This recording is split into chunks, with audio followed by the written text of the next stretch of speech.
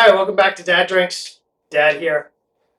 Tonight we are going to make a Manhattan, which is one of the signature drinks of New York City, and it also happens to be what they say is one of the first modern cocktails.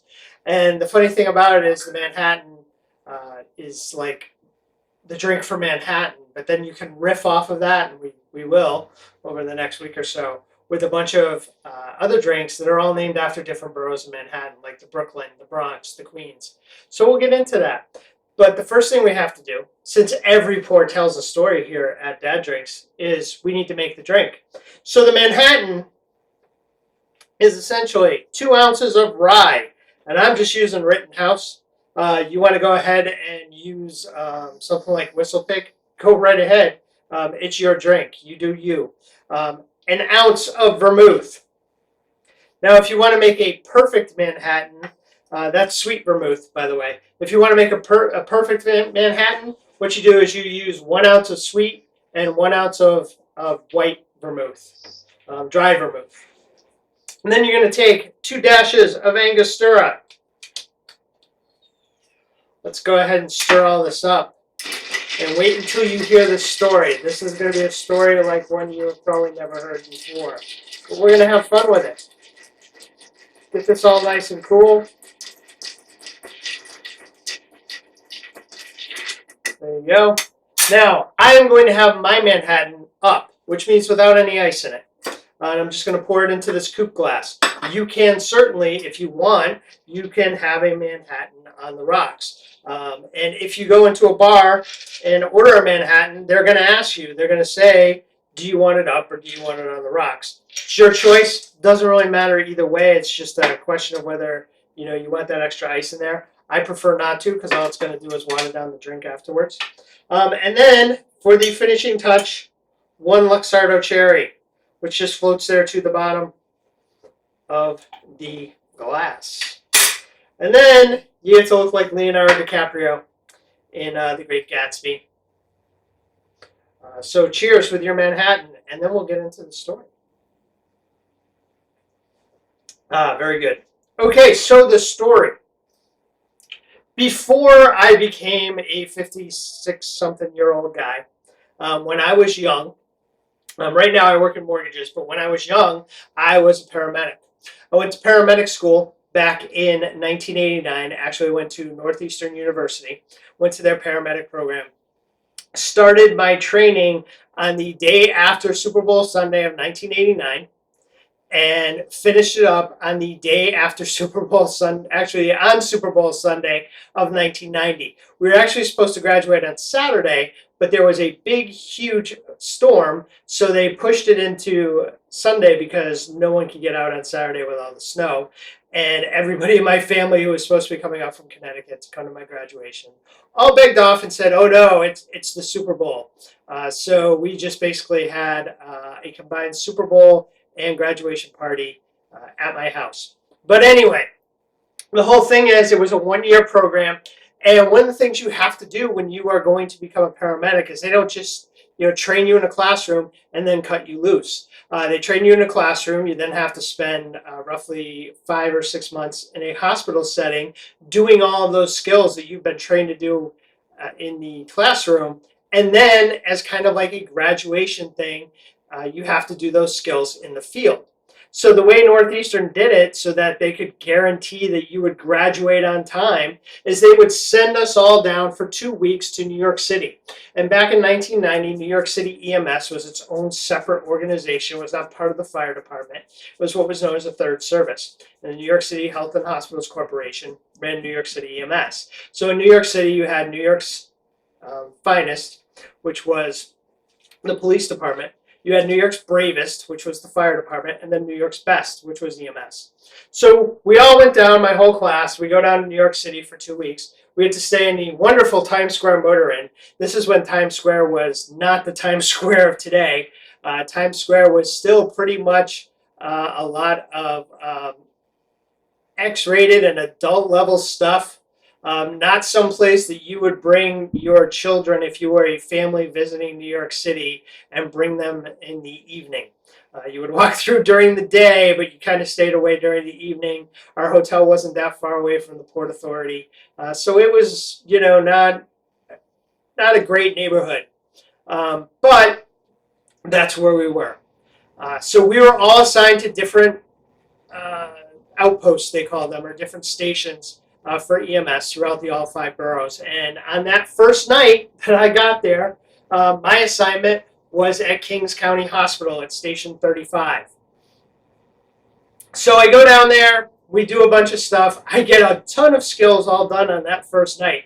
In fact, I think it only took me until the 3rd night I was down there until I had gotten signed off on everything I needed to be signed off on. And at that point, everything else was just practicing the practice. But that first night, we had finished up the night with a call that took us well out of our operations area, which was up more towards the northern end of Brooklyn, and had actually taken us pretty much all the way down to Coney Island. In fact, the way I recall it was we actually ended up at Coney Island Hospital. So we're heading back from Coney Island back to Kings County to end out the night, and we pull up to a street light. And all of a sudden, I can hear the 2 paramedics who are training me, who are sitting in the front of the bus. That's what they call ambulances in New York City, a bus. They're sitting in the front of the bus, and all of a sudden they start going, "What's going on up there? Hey, do those guys have guns? Oh, wait a second, they got badges. They must be cops. Why are they going up to that van? What's going on?" They then roll down the window. This is in January, by the way, so it's cold anyway. So they roll down the window and they yell out to these police officers, "What's up?" And the police officers start screaming at them, "Call a 13, call a 13." Now, if you've watched any Law and Order episodes, if you're older like me and you used to watch NYPD Blue or any police show that is set in New York City, you know that a 1013 means officer down, officer needs assistance.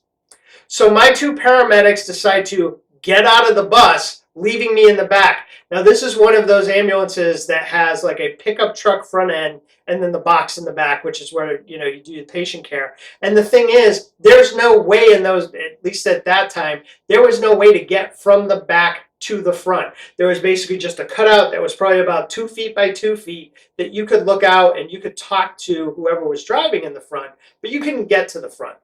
They get out, they basically say, "Just stay in here, don't worry about it, we got it handled." And they get out, and as they get out, I can hear the 2 of them arguing whether they should call in a 1013 or a 1085. And a 1085 is like a lower level. That's just an officer needs assistance. That's not like, send the world, which is what a 1013 is. And they get out. Now, before they had gotten out, as they were exiting the ambulance, they called back to the dispatcher, the Brooklyn EMS dispatcher, and basically said, "Hey, we're getting out. We've got 2 police officers out. We're going to assist them. We'll let you know." So they get out. They're out there doing all kinds of stuff. I can hear some yelling, but I can't really tell what's going on. I can kind of see out the front of the ambulance, and I can see, that the police officers have their weapons drawn. Now, they're plain clothes. The only way we knew that they were police officers was because, like, police officers on TV in New York City, they had whipped out their badges that were on, a necklace, and it was hanging out here in front of them. So you could see the glint off the badges. They've got their guns out. They're walking up to this van. They're telling these guys in the van not to move, put their hands outside the van where they can be seen and all this other stuff. And all of a sudden, the Brooklyn dispatcher starts calling us. 35 William. That was the ambulance I was on, 35W. 35 William. No answer. He calls again. After about the 4th time he calls, all of a sudden, at that time in New York City, what they had in the front of the ambulances was not like a full computer screen like you would see nowadays in most police cars, most first responder vehicles, where it's like a laptop. It was just what was known as a mobile data terminal. And all it would basically, you couldn't really type anything into it from the ambulance. You would get the call, it would give you a brief synopsis of the call, and then you'd hit a button that would basically say, we're responding or we're on scene or whatever.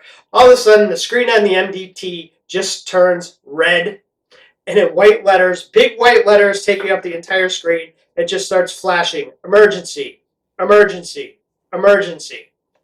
And then the next thing I hear from the Brooklyn dispatcher is 35 patrol. Now, the patrol units were the captains, the guys who were in charge, the supervisors out on the street. 35 patrol. 35 patrol. I have 35 William out on a possible 1013 with the police at whatever the location was. I don't remember the address now. And I can't raise them. 35 patrol, I'm on the way.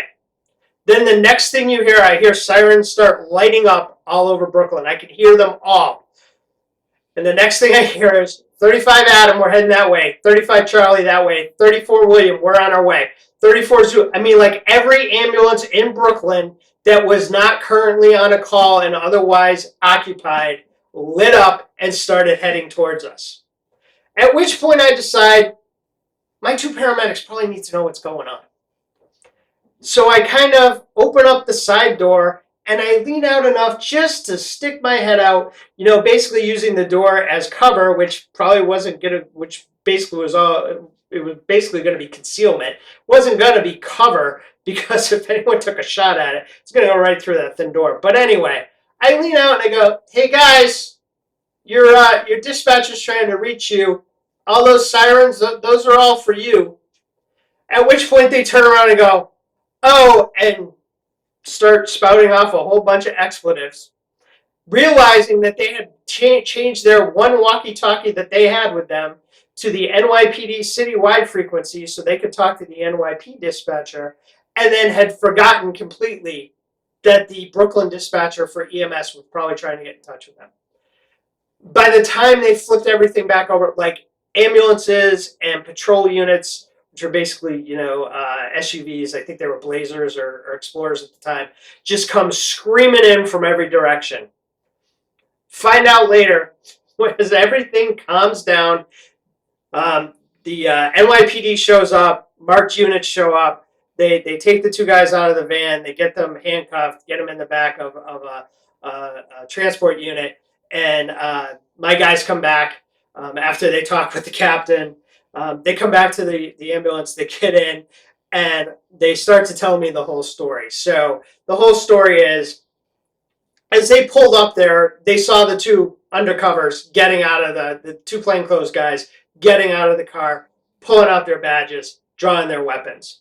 Turns out that what had happened was those two plainclothes officers were actually off duty. They had left the precinct house, and they were headed, you know, basically to a bar to wind down for the night, because that's what those guys do. They're heading to a bar to wind down for the night. When they got behind the white van, and as the white van was driving up whatever road we were on, the guy in the passenger seat took a shot at some other guy on a corner and then just kept driving. Well, these guys had the plainclothes. They had no radios. They had no other way. This was before cell phones, really. So they had no way to get in touch with anybody. So they just continued to follow the van until finally they got to the light that we all met up at. And at that point, they decided it was basically now or never. They were either going to have to take these guys down, or, you know, who knew when they were going to get another chance.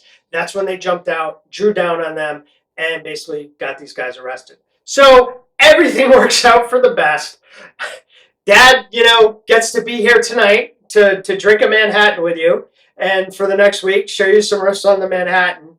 And, you know, it was one of the most interesting stories I got to tell, and it was probably the most interesting story from that night. Some of my other fellow classmates had much more interesting stories later on in the week.